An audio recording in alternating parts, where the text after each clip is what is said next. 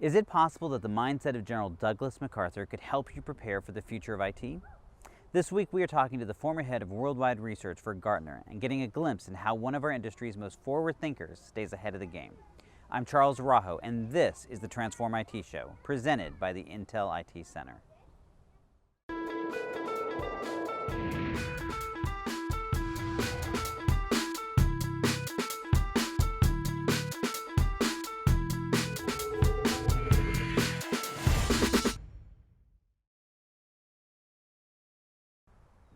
I was recently in Nashville, where I had the opportunity to talk with Bruce Rogo, former head of worldwide research for Gartner and now principal with IT Odyssey and Advisory, about demand chains, creating slack, and staying focused on what's coming next.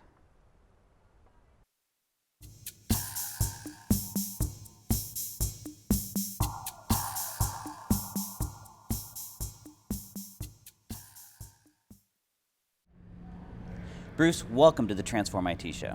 It's a pleasure to be here. So I'd like to dive right in. You have been a management consultant, but really an industry observer for a long time, really looking at the future of IT and the future of technology. What is the one thing that should be keeping IT professionals up at night right now? Well, I think what's going on is we're in the midst of a major change, and that change is a platform change both on the business side and on the IT side.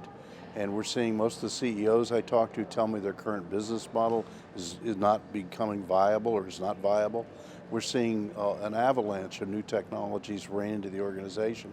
And I'm reminded of the fiascos we had in 1970, 1982, when a similar situation occurred and the IT management and leadership and skill sets wasn't prepared. And frankly, most of them just got swept away. And so I think the thing I'm most concerned about right now is that the people I'm talking to are not really prepared for the amount of change that's on their plate and getting ready for it. So I think it's fascinating. I'm probably as guilty as anyone of this. Is that I talk about how everything is changing and it's a whole new world, and here you relating it back to episodes 30, 40 years ago, 70 and 82. So. And without getting the details of what you saw then, but what are the corollaries in terms of how people should be responding to that? Well, in 1970, the early 70s, it was online systems. People knew how to manage batch. In 1982, it was the avalanche of PCs, minis that came into the enterprise, and they knew how to manage online, but didn't know how to do that. What we're getting now is the software as a service. We're getting cloud.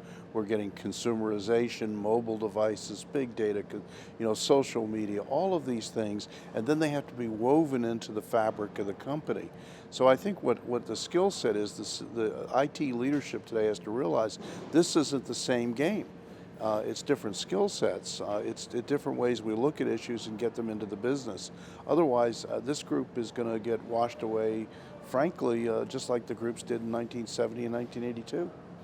So I'd like to step back a little bit, and actually I want to hit on one thing that as we were prepping for this, I kept saying, well, you've spent all this time on the research side of the business as a researcher, and you kind of kept pushing back, saying, well, I'm not really a researcher. So let me just start right there. How do you see yourself, and how do you even characterize your own career, and why maybe do you push back on the whole researcher idea, especially given your history with Gartner? Yeah, well, I think there are people who are very, very good at research. I'm probably not one of them. They have the diligence, the level of detail. What I'm probably best at, and I learned it fairly early, is I can see big pictures, a lot of complexity. How do you reduce it down to something that's meaningful? And then how do you communicate that? And then I think equally importantly, how do you direct an organization or clients or whoever you're working to towards that future, that thing that you see for the future? So again, I see myself as a more of an observer, and then okay, what are we going to do about it and how do we change, as opposed to doing the very detailed research that is needed. So I guess the question is, though, how did you end up in that kind of a focus or putting yourself on that career trajectory? Was it intentional? Partially. I was very lucky. Let me go way, way back. In high school, I went to Palm Beach High School in Florida, and there were these groups that used to come down and do very prestigious events in Palm Beach, and they always wanted to have a high school student on the dais. This is our local high school. And one day I found myself sitting next to General Douglas MacArthur. And I asked General MacArthur, yeah, I said, sir, I'm an ambitious 17-year-old, what could you teach me? And he said, well, what you have to do is anticipate where is the Camelot, and I don't care if you clean the latrines in Camelot, get there. And then apply the skills you do have in a way that allows you to become, someone who makes a contribution. And that sort of was a mantra for me. So as I started to see things in IBM where the complexity in the early 70s looked overwhelming, how do I get myself into a job that's dealing with the complexity? And that was a job in Poughkeepsie, New York that was unbelievable for 5. We invented systems management. Then I watched companies couldn't manage IT well. There was some stuff coming out of the Harvard Business School. That's when I joined Nolan Norton, Dick Nolan, Dave Norton, and we sort of invented what is IT management. Then I noticed that technology looked like it was becoming too pervasive, too expensive, very complex. Gee, what's happening? Gartner Group. And it turned out the phone always seemed to ring from whoever it was. And then I got there and I said, all right, what am I really good at? Am I good at the consulting? Am I good at no, I'm good at this idea of observing. Let's put things together. And then let's try to pull together a staff and a group that really knows how the heck to make this thing happen. So I'm curious of something. So what I'm curious about is the mindset, and I think you've already alluded to that a little bit, so I'm gonna put some words in your mouth and see if I get them right. That as you look out at your career, that it seems like you had a mindset of, what I heard you just say was two things. One is that you actually sought out complexity. You looked for the places where that complexity existed, and then once you were there, you're looking for where that was evolving to next. Is that a fair set of your mindset? Yeah, absolutely. It's this anticipation. You can call it skating to the puck. But then when you get to the puck, what do you do? And what I discovered was I needed other people who were really good at stuff, the skills that I didn't have. So in the world of Nolan Norton, it was consultants, and it was people who were spectacular at methodology. At Gartner, it was taking researchers who had been very good at research for the vendor community in Wall Street and trying to reorient them to what do we do for buyers. So we had to come up with things that buyers would understand, and that's where we had things like Magic Quadrant. The hype cycle came out of that, total cost of ownership, and these were models that we could communicate ideas. But the folks who did it wasn't me. It was just let's get people who know how to do that, and let's move them in a direction. I mean, I might have had a vision of it and where it had to go, but I didn't have the capability. So do you think that if you're talking to an IT executive or an up-and-coming IT leader today, do they need to be adopting some of those same mindsets? Absolutely, and that's what worries me the most right now, because so many of the leaders we have and the practitioners in IT are just locked into the last 5 or 10 years. They've been babysitting an ERP. They've been structured. It's all been about downsizing, more for less, outsourcing, whatever it may be. And now suddenly we're facing this totally different environment where literally, I think almost every aspect of IT is changing, and they're sitting there and they're trying to do it with the tools they've had from the past. No, you got to introduce the Slack, and start to look at new skill sets that you introduce, or you got to change. So you mentioned that before we got on camera about this need to introduce Slack. Expound upon that a little bit. What should people be trying to do with this? Well, back from my old Nolan Norton business school days, there's a balance between Slack and control. And Slack allows some freedom, risk-taking. We're going to make some mistakes. We've got to be a little more creative. Control is we've got to batten it down, structure it. We've got to simplify things, consolidate things, rationalize things. And we've had a little bit too much of the control right now for where we're headed. And it's now in the DNA of a lot of these execs. The Slack says, okay, we've got to loosen up, give some new thinking. My fear is that a lot of those people who thrive in Slack have been driven out of corporations today. And so what do you think it's going to take to get them back? Or do you build it from the inside from the people that are there?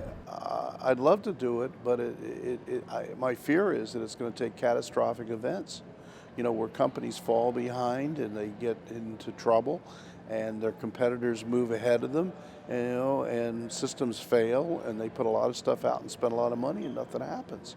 And then people go, oh my goodness, we've got to rethink what we're doing. So let's shift gears a little bit. When you and I were talking previously, you were talking about this new area that you're working in called demand chains.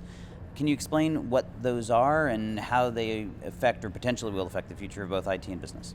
Well, that's a perfect example. Okay, we have been really focused for about 20 years on ERPs and supply chains. And 30 years ago, nobody knew what a supply chain was. Now we have global supply chains, and we have optimized these things phenomenally well.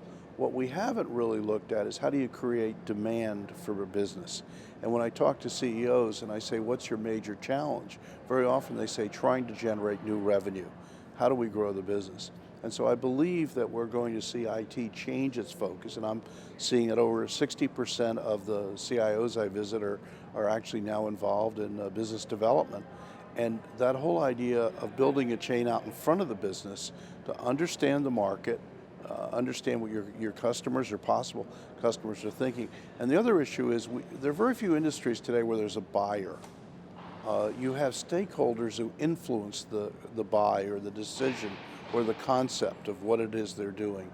And so the demand chain idea is to get out into that, understand those people, get their ideas, and then to bring those back into the business in a way that you engage those stakeholders and then have the right set of products and services. So I imagine that this is a difficult concept for a lot of CIOs to grasp because the supply chain is fairly, they can be very complex, but they're also simple to understand. I start with a raw product or a raw piece on this end, and I eventually add value to it to the end until I deliver it to a customer, right?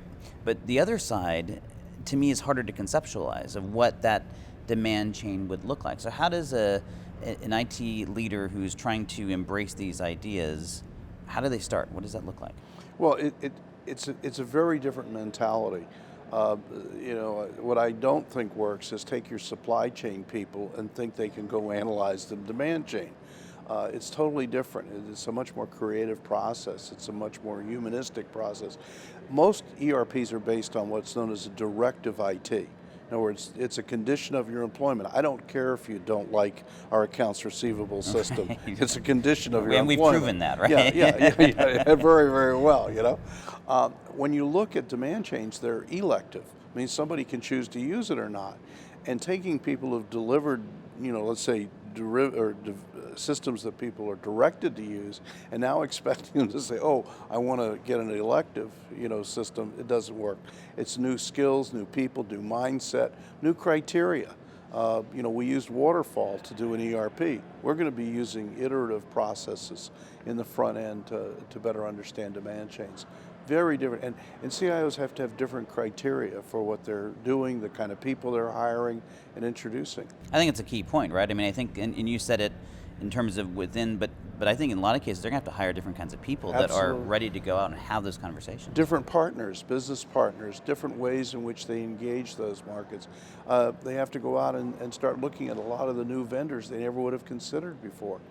So how do they avoid the other gotcha, I think, in this scenario? So first of all, I completely agree with you that is where the role of IT is going, right? Because all the stuff, the directive stuff that you talked about, the back office stuff becomes non-strategic and is going to happen in some way on the outside. So I believe this is the future, but the big question, and even the question mark for me as I'm doing work in this area, is how do IT organizations go down that road to do it effectively, do it the right way, and not be seen as competitive to their business counterparts and not be seen as stepping on their toes? You somehow have to transfer the leadership to those business people and to the business people in a way that they are in fact doing the engagement and the direction. If IT simply tries to do it for them, they're not. Those business leaders at the front of the business aren't going to pick it up. So there has to be a transference. Very much like when I went to Gartner. And I very quickly realized I'm not a researcher. These guys are really good. But how do you steer them? And we used to call it sheepdog management, where I had 38 direct reports. Those were the sheepdogs. No, they were the sheep. They were the sheep. They were the sheep. And my role was to, go around and bite one when they went on the ant, but they had to go wherever they wanted to go. And I had to hire people who knew how to provide that leadership, identify them within the organization.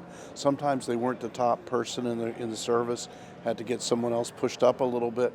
And I think CIOs are going to have to be architects of how they engage and create these constituencies. It's actually called audiencing. There's an entire breed of knowledge around this. Which is why, I mean, something that I've observed in the last couple of years is it seems that the most successful CIOs I'm running into right now are ones that have actually come from the business in some capacity and have taken on IT. And I think they have their own challenges of not having all the technology background, but they have what you're just talking about, they have that part in spades typically. And so I think we're seeing evidence of that the ultimate solution are people that have both of those together.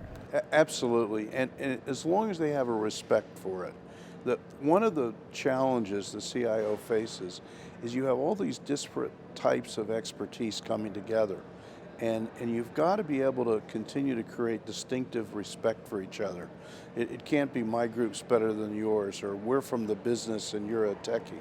I mean, I was listening to a CIO 2 weeks ago, and he was talking about what his techies in the back room and nerds are doing, and I'm sitting there thinking it's just a matter of days till they screw him to a wall. You know, I mean, he's there. You could just watch them thinking, okay, we're going to bring you down, you dumb clown. And it has to be something where you realize all of these people, it's an orchestra. And you can't say, wait a minute, you know, you nerds on the violins, forget it. Nobody cares.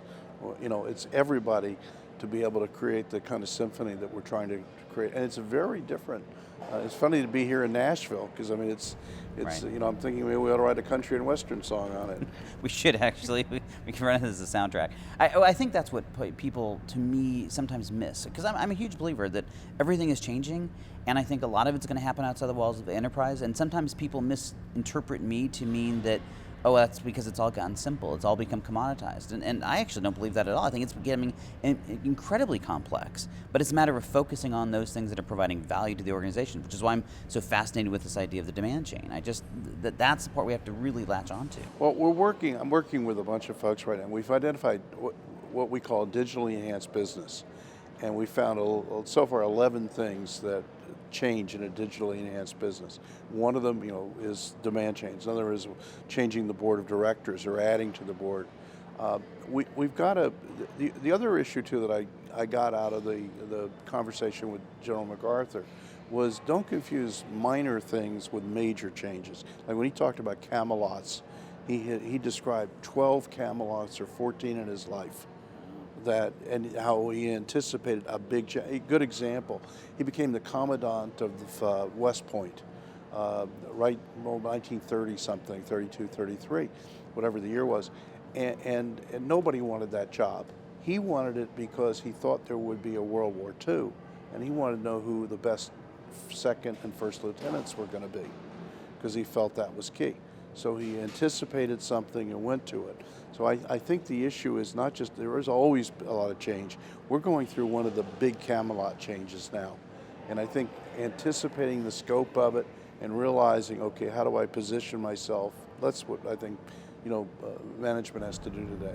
So, and that's a great segue. I'd like to wrap this up with really your personal advice. So one of the things I hope comes out of this show is that the up and coming leaders of the future, the people who are going to be living in this future that we're all kind of looking forward at, what are they going to do? So I think you have a very unique perspective because of your history, the fact that you've spent so much time, and it's funny, I take issue with the term observer, not because it's not what you're doing, because it sounds so passive. I mean, you've been very active in not only looking at what's happening, but then saying, and therefore this is how we can as an industry and should as an industry be responding. So I think you have this really unique perspective from that career. What is the one thing that an IT leader of the future, the up-and-comers, should be doing right now to prepare for this future? Well, I think, you know, start with something else from General MacArthur, and that was no Camelot lasts forever. And start with the realization in the world you're comfortable in, you're successful, you're working real hard, that world's going to go away. Let's start with that. So now let me try to figure out the world that's going to be there. What's the shape of it? And then let me be very honest with myself as a leader. What are my real skills? And if I'm good at A, you know, L and Z, how do I fill in the rest of my alphabet? Who do I have to team with? Who do I have to know? How do I build my network? And the same is true, I think, with young people coming up who are in leadership. Recognize what skill sets you have, capitalize, grow them, and then try to figure out who in my network do I build, so when I encounter something like a demand chain, or perhaps it's something where we're doing something with the Internet of Things, who do I call on the phone and get, or email, or now text to help me with it? I think that's really interesting. There's two things you said in there that were interesting. The first is this idea of building a network. I mean, I have found, at least historically, IT people have been really, really bad at that idea of building these networks. And then second, this idea of looking not so much at the technology, but at the new approaches and ideas that are coming.